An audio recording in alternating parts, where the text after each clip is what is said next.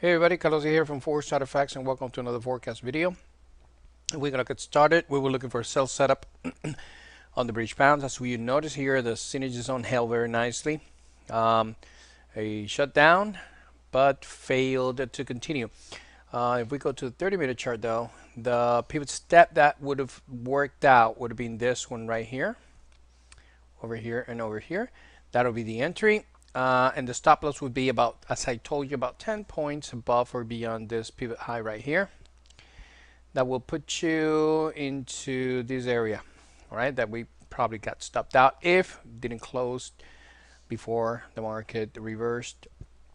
And that translated into a move of about 57 points. But this was a news reaction. Actually, I call this the real one, the 30. So we had about 20 to 40.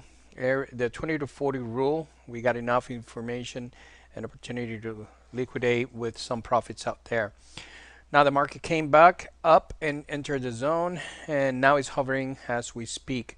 If we go to the 4-hour chart, we can identify this market below 20. So that failed to continue and to take the low, the prior low has sustained based on price action. And we can see here that this low did not take the previous low, and the market just giving a hard time. So what we should do right now, as you might have guessed, we're going to stay out of the trade until we see some opportunity there. So the British pound did provided us with a slightly profit area, but the market did not withstand failing to reach those targets on the downside.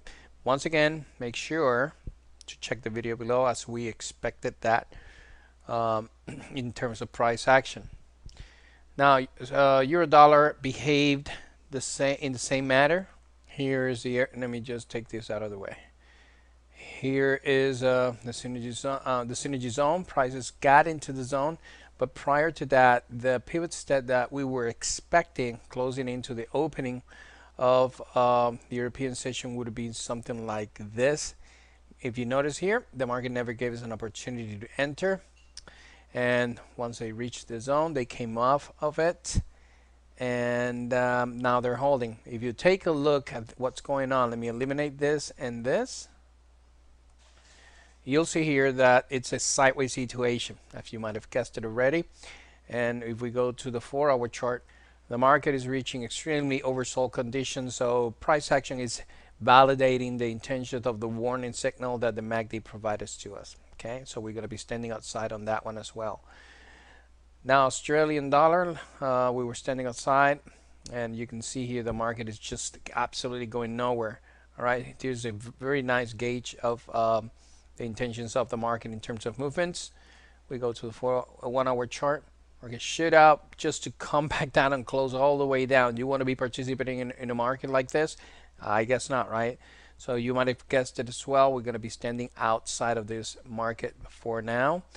And last but not least, the dollar yen. The dollar did finally start to recover, just to die it out into a sideways situation.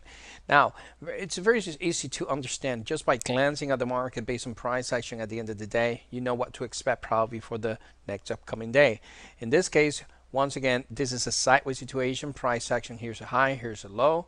And we need to understand if this most important prior high has been taken out. No, they tested, but they did not broke it down, meaning that the intentions to go to the upside are there, but they just don't want to, unless this flow is taken out on a swift to the downside. That will turn this into what we call an impulse wave towards the downside, and we can just manage our probability by doing a synergy zone because of that nice one straight down move.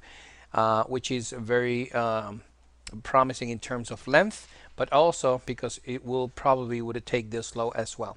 In the meantime, we need to stay outside of the market, as we see this extremely oversold for quite a while.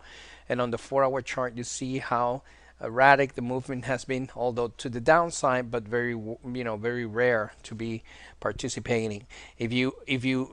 To give you an illustration what I'm talking about, if we do pivot step, every time that we take a sell setup, the market just moves barely a few pips just to come back up again. All right, if we do that again, that would be this case, that would be the entry. the market just moved just to come back and close above again. So we don't want to be participating in this type of market. We want to go long or go short on a market. Let me give you an example. Let's say this guy's right here, to have a huge downward drop of opportunity. Okay, so I hope that makes sense for you guys. This is still the two main important pivots that I will consider so far, and you can also use the lower ones in here as gauge when the market breaks up to give you the first intended move towards the upper side. But we need to wait for the cross of the moving average to back this up, and at least the market take the two most recent highs that they left behind in order for us to consider this a total reversal. In the meantime, we should be staying outside of the market, protect our capital, and just watch the market closely as it is moving in from a very unstable grounds, and see if they finally start trending all together, and we can position ourselves accordingly in those trends. This is Carlos Diaz from Forex Side Effects, and I'll see you in the next forecast.